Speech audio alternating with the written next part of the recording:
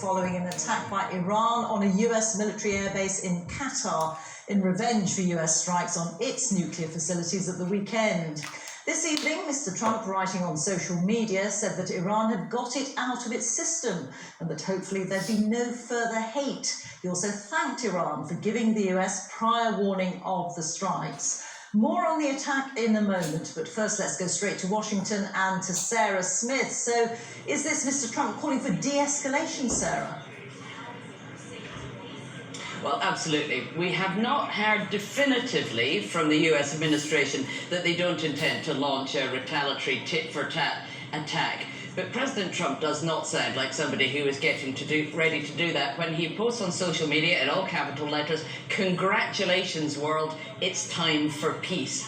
Now, they knew here inside the White House that there was inevitably going to be a retaliatory attack from Iran. What they didn't know was how aggressive or how destructive it was going to be. And in fact, what we saw was an Iranian action that was pretty much deliberately designed to do as little damage as possible. I mean, what's happened today must be one of the most careful and, frankly, polite military exchanges in recent history. You had Iran warning the United States in advance of what they were going to do, and then in a post on social media, Donald Trump has even been thanking them. He said, "I would like to thank Iran for giving us early notice, which made it possible for no lives to be lost and nobody to be injured.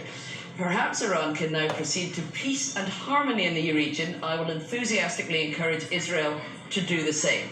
And Donald Trump then went on to say that Iran had now got everything out of their system. So that sounds very much like he is ready to declare this over, and it's difficult to imagine why Iran would be planning further action after the great care and delicacy they have taken over the attack today. It was not guaranteed this was going to go this way when Donald Trump launched those airstrikes on Saturday night against Iran's nuclear facilities. He could not be sure that this is how Iran was going to respond. This is a best-case scenario in many ways for the United States and for President Trump, and there will be great relief inside the White House that this is how it's gone down.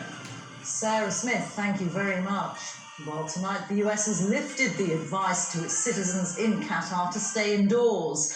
Qatar says all the Iranian missiles which were aimed at the US military base were intercepted and that there were no casualties. A statement by Iran said that 6 missiles were launched, the same number used in the American attack on its nuclear site in Fordo. This report is by our security correspondent, Frank Gardner. A normal night out in Qatar, but there was nothing normal about this. 6 Iranian ballistic missiles arching through the sky, aimed at America's airbase. Retaliation for the recent US raid on Iran. There were no casualties, and all missiles were intercepted by air defences. For expats like this British teacher in Doha, it was still a shock. And I can only describe it as it was mesmerising and terrifying all in one. And what we saw were these really bright lights that were suspended in the sky. And then all of a sudden they would shoot towards something and there'd be an explosion. Iran released these pictures of what it says was the missiles being launched, calling it Operation Heralds of Conquest.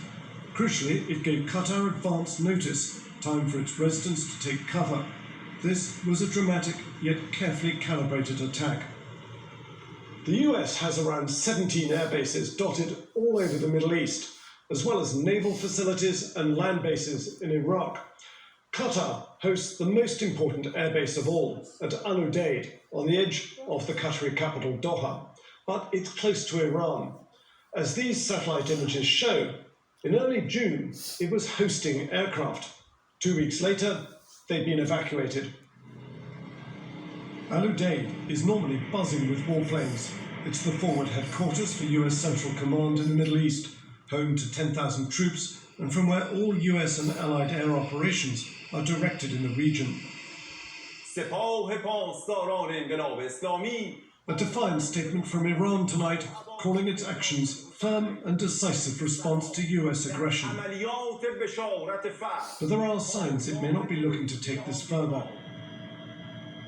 There is still the latent threat to the Strait of Hormuz. Iran's parliament voted to block it, which would choke off up to 20% of the world's oil supplies. But that would harm Iran too, and China. So for now, it's just possible that tensions may be about to ease. Frank Gardner, BBC News.